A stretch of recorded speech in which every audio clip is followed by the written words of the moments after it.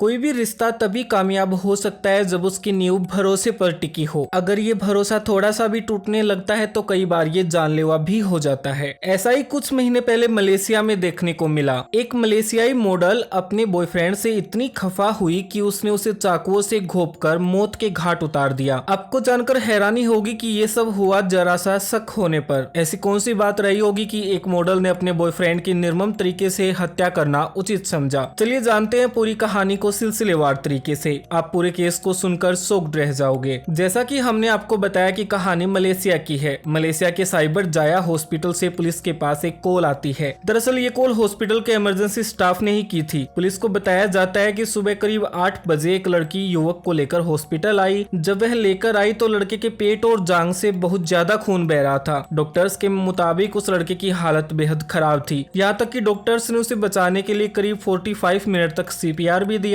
लेकिन खून ज्यादा बह जाने के कारण और इंटरनल ब्लीडिंग के कारण उस लड़के ने दम तोड़ दिया, जिसके चलते डॉक्टर्स ने 9:30 पर उसे मृत घोषित कर दिया। इतना सुनने के बाद पुलिस वाले आनन फानन में साइबर जाया हॉस्पिटल पहुंचते हैं और शव को पोस्टमार्टम के लिए भेज देते हैं। इसके बाद पुलिस पता लगाती है कि मृतक कौन था। एक दिन तक जांच करने के बाद पुलिस को पता चलता है कि मृतक का नाम गोसिगन है। पुलिस ने जांच में जो जानकारी जुटाई उसके मुताबिक गोसिगन पेशे से एक फोटोग्राफर था। अब सवाल ये था, एक फोटोग्राफर से भला किसकी दुश्मनी हो सकती है, और वो भी ऐसी कि उसे इतनी बेरहमी से मार डाले। इन्हीं सवालों के जवाब जानने के लिए पुलिस गोसिगन के परिवार से मिलती है और उसके दोस्तों से पूछताछ शुरू करती है। दोस्तों से की गई पूछताछ में एक मॉडल का नाम सामने आता है। वो मॉडल है तामी आनंदन। आपको बता दें, सोर्सेज के अकॉर्डिंग तामी आनंदन मूल रूप से भारत की है जो मलेशिया में मॉडलिंग का काम कर रही है। हालांकि मलेशिया न्यूज एजेंसी का दावा है कि गोसिगन और तामी आनंदन दोनों मलेशिया के ही हैं। पुलिस को ये भी पता चला कि तामी आनंदन एक मॉडलिंग के साथ साथ उसने मेडिकल की पढ़ाई भी की थी। वही गोसिगन फोटोग्राफर के रूप में काम करता था। 2021 की जून 15 को गोसिगन एक इवेंट में फोटोग्राफी के लिए जाता है। वहां इसकी नजर पड़ी तामी पर। यहीं से दोनों की बातों का सिलसिला शुरू होता है और दोनों में दोस्ती हो जाती है। धीरे धीरे दोस्ती प्यार में बदल जाती है। गोसिगन के दोस्तों के अनुसार दोनों का रिश्ता बहुत अच्छा था। पुलिस के सामने सवाल था कि अगर गोसिगन की हत्या की तो आखिर किसने। इस केस को आगे बढ़ाने के लिए जरूरी था पूछताछ करना तामी से। पुलिस की एक टीम तामी की तलाश के लिए उसके घर पहुंचती है, जहां उन्हें पता चलता है कि तामी घर पर नहीं है। जब पुलिस तामी के इंस्टाग्राम के वीडियोस देखती है तो पुलिस के भी पैरों तले जमीन निकल जाती है। वीडियो में दिखाई देता है कि गोसिगन के पेट और जांघों से खून निकल रहा है और तामी उसके पास बैठी है। वही वीडियो कोई और रिकॉर्ड कर रहा है, जबकि वीडियो रिकॉर्ड करने वाला किसी भी तरह का बीच बचाव नहीं कर रहा। वीडियो देखने के बाद पुलिस हरकत में आती है और कई टीम तामी को पकड़ने के लिए गठित की जाती है। अगले 8 घंटे में पुलिस तामी को गिरफ्तार कर लेती है। इसके बाद शुरू होता है पूछताछ का सिलसिला। पूछताछ में तामी बताती है कि 20 अप्रैल 2024 को वह गोसिगन से पूछती है कि वह किस लड़की के साथ था। इस पर गोसिगन कहता है कि वह सिर्फ फोटोशूट के लिए गया था। ये सुनकर तामी गोसिगन के शरीर पर चाकू से वार करती है, जिससे गोसिगन का खून बह जाता है। अगले 2-3 मिनट बाद तामी आनंदन का गुस्सा शांत होता है और वह पट्टी करती है। जब ये गोसिगन को पट्टी कर रही थी तभी एक शख्स वीडियो भी बना रहा था।